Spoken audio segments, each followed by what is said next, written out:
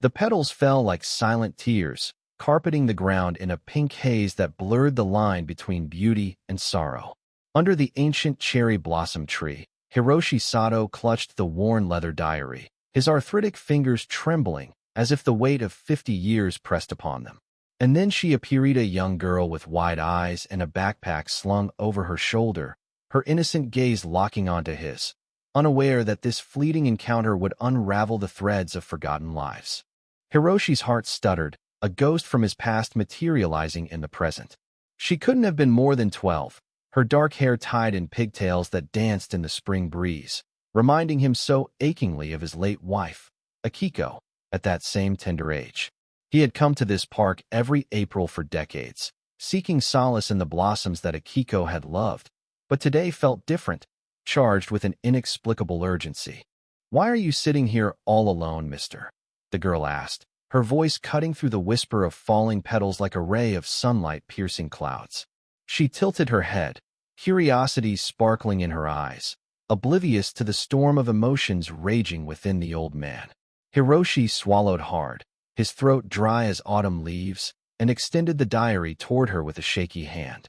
This belonged to my wife," he murmured, his voice barely above a whisper. "She passed away long ago, but her words, they live on. I think you should have it." The girl's brow furrowed in confusion, but she didn't pull away. Instead, she stepped closer, her small fingers brushing against the leather cover, igniting a spark of connection that neither could have anticipated. As she accepted the diary, Hiroshi felt a floodgate open within him. Memories surged forth, Akiko's laughter echoing through their modest home in post-war Tokyo, her gentle hands tending to their garden, the way her eyes lit up under these very cherry blossoms during their first Hanami picnic. They had met as children, much like this moment, in a world torn by conflict, finding solace in each other's dreams. But life had been cruel. Akiko's illness came swiftly in their twilight years, stealing her breath one petal at a time. Hiroshi had promised to keep her spirit alive, but loneliness had eroded his resolve. Now, facing this girl whose name he didn't even know, Yeath wondered if fate had orchestrated this meeting. "I'm Mia," she said suddenly, flipping open the diary's first page. Her eyes widened at the elegant handwriting, faded but full of life. "This looks old, like a treasure from a storybook." Hiroshi nodded, a faint smile cracking his lined face. "It is a treasure, Mia, full of stories about love, loss, and the little things that make life worth enduring." They sat together under the tree, the blossoms continuing their gentle descent. Hiroshi began to share snippets from his life, his voice gaining strength with each word. Mia listened intently, her young mind absorbing the tales like parched earth drinking rain. She told him about her own world school bullies, a single mother working endless shifts, dreams of becoming an artist. In her, Hiroshi saw echoes of Akiko's resilience, the way she had faced hardships with unyielding grace. As the afternoon wore on, Hiroshi recounted their wedding day, the cherry petals confetti from the heavens. "Akiko believed these trees held secrets," he said, gesturing to the branches above. Whispers of past loves carried on the wind. Mia traced a finger over a pressed flower in the diary, preserved from that very day.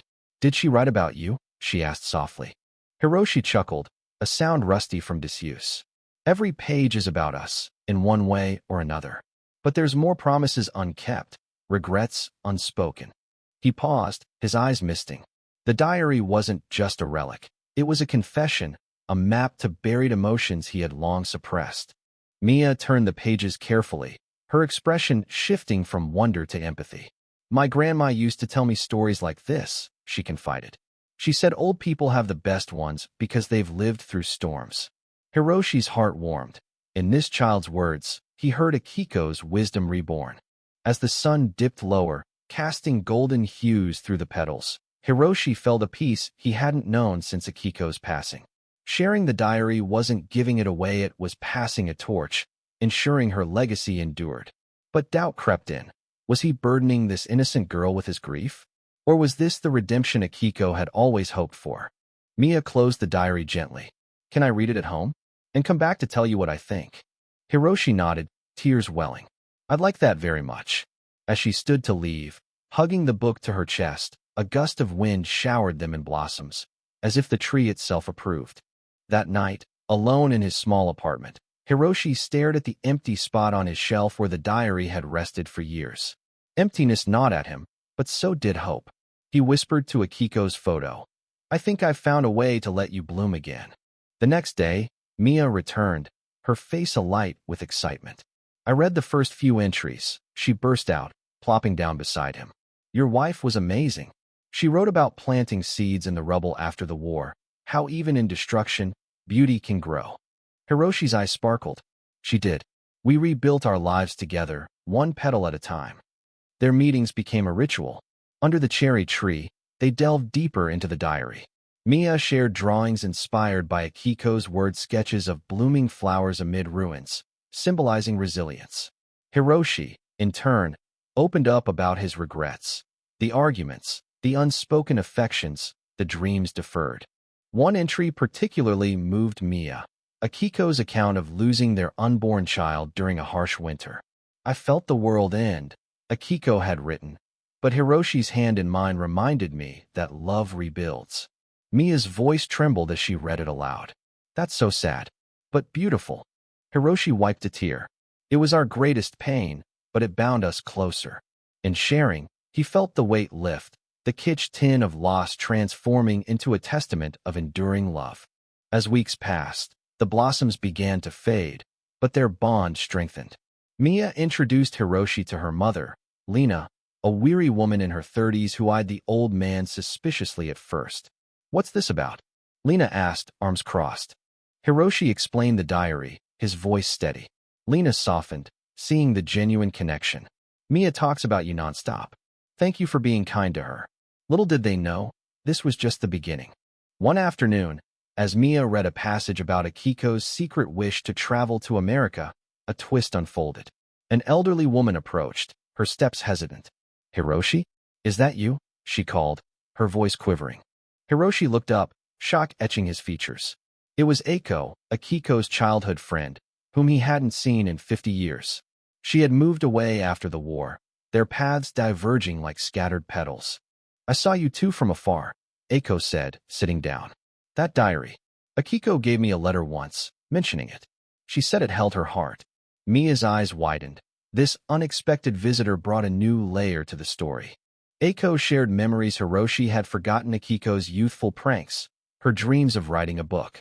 "She always said you'd find a way to share her words," Eiko added, her eyes misty. This twist shifted perspectives, reminding Hiroshi that Akiko's life touched more than just his. Mia's excitement grew. It's like the diary is alive, connecting everyone. The emotional depth deepened, highlighting how one person's legacy ripples outward. As the conversation flowed, Hiroshi felt a surge of gratitude. Eiko's arrival wasn't coincidence. It was fate weaving threads anew.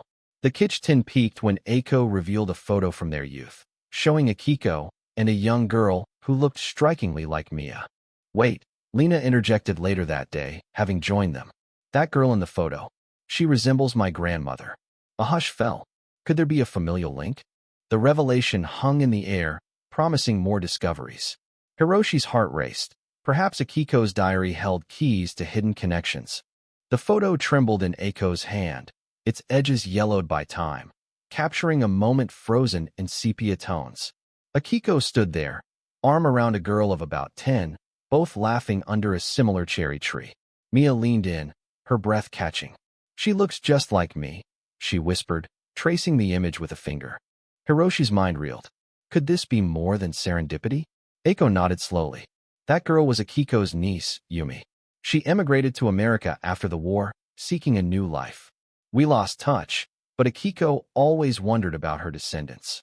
Lena, who had arrived midway through the gathering, snatched the photo. Her face paled.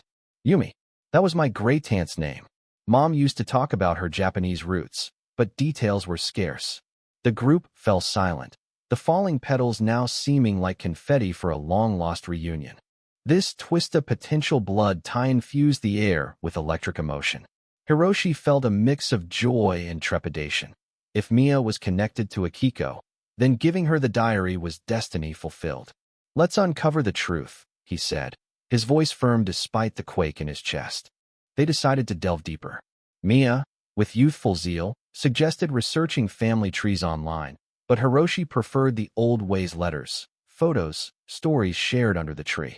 Eiko offered to contact distant relatives, her presence a bridge between past and present. As days turned to weeks, the cherry blossoms gave way to lush green leaves, symbolizing growth from fleeting beauty. Their meetings evolved into family-like gatherings. Lena brought homemade bento boxes, reminiscent of Akiko's cooking, and Hiroshi shared recipes from the diary. One entry detailed Akiko's longing for children. "If we had a daughter, I'd teach her to dance in the petals, to dream without fear." Mia read it aloud, tears streaming. "Maybe that's why you gave it to me," she said to Hiroshi. "To pass on her dreams." The emotional layers deepened. Hiroshi confessed his isolation after Akiko's death nights spent rereading the diary, whispering apologies for not traveling with her, for letting routine eclipse adventure. "I failed her in small ways," he admitted, voice cracking. Eiko, the unexpected ally, countered gently. "Akiko wrote to me about your devotion. You were her anchor in storms." This perspective shift eased Hiroshi's guilt, highlighting love's imperfections as part of its humanity. Mia, inspired, began writing her own entries in a notebook, mirroring Akiko's style. "Today, I learned that family isn't just blood, it's the stories we share," she penned, showing it to the group. Lena smiled proudly, her initial skepticism melted by the warmth. But Kitchen brewed. Lena revealed her struggles: a divorce, financial woes, raising Mia alone. "I don't know if I can keep up with this," she confided one evening. Hiroshi, drawing from Akiko's wisdom, offered quiet support. "Strength comes from leaning on others," he said, echoing the diary. Eiko surprised them with a letter from a relative in California, confirming Yumi's lineage led to Lena's family. "Mia is Akiko's great-grandniece," Eiko announced, waving the paper. Joy erupted: hugs, laughter, tears blending like petals in wind. Hiroshi's heart swelled. The diary, once a vessel of personal grief, now united generations. Akiko would be overjoyed, he murmured, imagining her smile. Yet, shadows lingered. Hiroshi's health faltered. A doctor's visit revealed a weakening heart. He kept it secret at first, not wanting to burden them. But Mia noticed his pallor. "Are you okay, Grandpa Hiroshi?" she asked, the endearing title slipping out naturally. The question pierced him. "I'm old, little one. Time catches up." This vulnerability added depth, reminding them of life's fragility. As summer approached, they planned a trip to a nearby shrine, honoring Akiko's traditions. Under the tree, now leaf-laden, they lit incense, sharing prayers. Mia placed a drawing beside Akiko's photo, a family tree with branches intertwining. Eiko shared a final twist. Akiko left something else: a locket with Yumi's photo. "I kept it all these years." She handed it to Mia, who clasped it around her neck. "Now it's complete," Mia said, eyes shining. Hiroshi felt peace settle. The diary had sparked healing, forging bonds from loss. But as his breaths grew labored, he wondered if this was his farewell. One crisp morning, Mia arrived alone, diary in hand. "I finished it," she said. "The last entry is about hope for those who come after." Hiroshi nodded weakly. "That's Akiko, always looking forward." Lena and Eiko joined, sensing the gravity. Hiroshi gathered strength. "You've given me a second life. Remember, love doesn't end, it blooms anew." As the group sat in quiet reflection, the wind rustled the leaves, carrying whispers of gratitude. Hiroshi closed his eyes, content. But fate had more in store. A young man approached, introducing himself as Eiko's grandson, drawn by stories of the gatherings. "I heard about the diary. It inspired me to reconnect with my heritage." This new character injected fresh energy, emphasizing how stories propagate endlessly. Mia beamed. "Join us. There's always room under the tree." Hiroshi smiled faintly, his legacy secure. The young man's arrival, named Kenji, brought a vibrant shift to their circle. Tall and earnest, with a backpack full of books on Japanese history, he explained how Eiko's tales of Akiko ignited his curiosity. "I've been studying abroad," he said, "but this feels like coming home." Mia, ever the connector, thrust the diary toward him. "Read this. It's full of real history, the kind that touches the heart." Kenji's eyes lit with interest, adding a youthful perspective to the group's dynamics. Hiroshi observed quietly, his fading strength contrasted by Kenji's vitality. This twist a bridge to the future amplified the narrative's emotional resonance, underscoring generational continuity. As autumn painted the leaves in fiery hues, their meetings adapted. They moved indoors to Hiroshi's apartment when rains came, surrounding him with warmth. Lena organized potlucks, Eiko shared old records of Inca songs Akiko loved, and Mia performed skits from the diary's anecdotes. One entry described Akiko's act of kindness during the war, sheltering a stray child, sharing scarce food. Compassion costs nothing but gives everything, she wrote. Kenji, inspired, volunteered at a local shelter, inviting Mia along.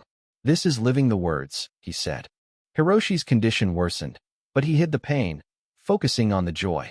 Seeing you all bloom. That's my medicine, he told them. Kitch-tin mounted when Hiroshi collapsed one evening. Rushed to the hospital, the group gathered at his bedside. Don't fret, he whispered. Akiko waits under eternal blossoms. Tears flowed as they read diary passages aloud, each voice weaving comfort. Mia clung to his hand. You can't leave yet. We have more stories. In recovery, Hiroshi reflected on life's twists: the girl who became family, the friend who returned, the grandson who extended the chain. The diary, once a solitary comfort, now a communal beacon. Winter blanketed the park in snow, mirroring Hiroshi's frailty. Yet, hope persisted. Kenji proposed digitizing the diary, sharing it online to inspire others. Akiko's words could touch the world, he argued. Lena hesitated. It's personal. But Mia nodded. That's the point, sharing heals. Hiroshi agreed weakly. Let it fly like petals. As spring neared, Hiroshi's health stabilized enough for one last visit to the cherry tree. Buds swelled, promising renewal. The group helped him there, wheelchaired but spirited. Under the emerging blooms, they celebrated. Eiko revealed another surprise. A letter Akiko wrote to her future descendants, tucked in the diary's back. Live boldly, love deeply, and remember, every ending is a new beginning. Mia's voice broke reading it. This final twist sealed the emotional arc, affirming life's cyclical beauty.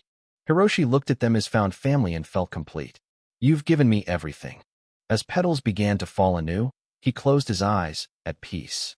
But the story didn't end. Mia, now custodian of the diary, vowed to continue the tradition. We'll meet here every year, she declared. Kenji smiled. And share with more people. The group nodded, united in purpose. Years passed, the cherry tree standing sentinel as seasons cycled. Mia grew into a young woman, her art reflecting Akiko's influence. Canvases of blossoms amid adversity, sold in galleries to fund charities. The digitized diary went viral, touching hearts globally. Stories poured in, a widow finding solace, a child inspired to kindness. Hiroshi's legacy bloomed worldwide. Lena remarried, her new life stable, often visiting the tree with Mia. Eiko passed peacefully, her stories preserved. Kenji, now a historian, wrote a book incorporating the diary, dedicating it to Hiroshi. Mia returned annually, reading entries to new faces drawn by the tale. It started with an old man and a girl, she'd say, but it's about all of us. One spring, under full bloom, Mia held the diary, feeling Hiroshi and Akiko's presence in the wind. Thank you, she whispered. The value love's endurance, compassion's ripple endured, a testament to human connection. To be continued.